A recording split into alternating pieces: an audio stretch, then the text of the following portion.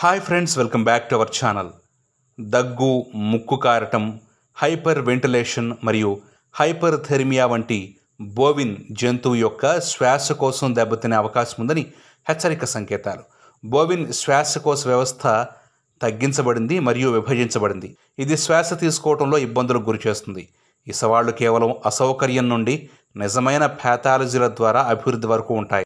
ఇవి కొవ్వు లేదా వృద్ధి స్టాకులలో 20% వరకు ఆర్థిక నష్టాన్ని కలిగిస్తాయి.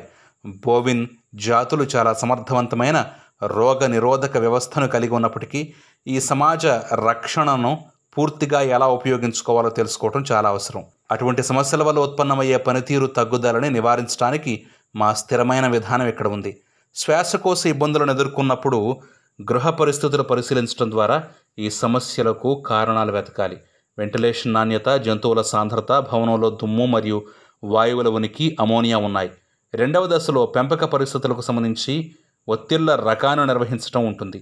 శ్వాసకోశ రుగ్మతల ఆవిర్భావాన్ని నివారించడానికి భవనంలో లేదా వ్యవసాయ సంస్థలలో మార్పులు తరచుగా అవసరమని గమనించండి. ఉదాహరణకు, ఒకే భవనంలోని వివిధ మూలాలు లేదా వయస్సు గల పశువులను కలపటం వల్ల వ్యాధుల ప్రమాదం పెంచుతుంది. చివరగా 4 ముఖ్యమైన జాగ్రత్తలు.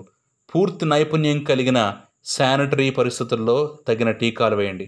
జంతువులకు సరైన పోషకాహార స్థితిని అందించండి. ఈ సిరకు అన్ని రకాల దురాక్రమణలకు జింక్, కాపర్, బి విటమిన్లు, ఉదాహరణకు వ్యతిరేకంగా బోవిన్ల రోగనిరోధక శక్తిని బలోపేతం చేయడానికి మరియు మంచి జీర్ణ సమతుల్యతను కాపాడుకోవడానికి మేము ప్రయత్నించవచ్చు.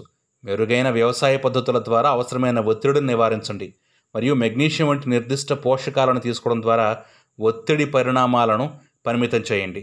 శ్వాసకోశ యొక్క రక్షణ విధానాలను ఉత్తేజపరిచేందుకు మొక్కల ఆధారిత పదార్థాలను జోడించండి. ఈ వీడియో కనుక మీకు నచ్చినట్లయితే లైక్ చేయండి, షేర్ చేయండి, సబ్స్క్రైబ్ చేయండి.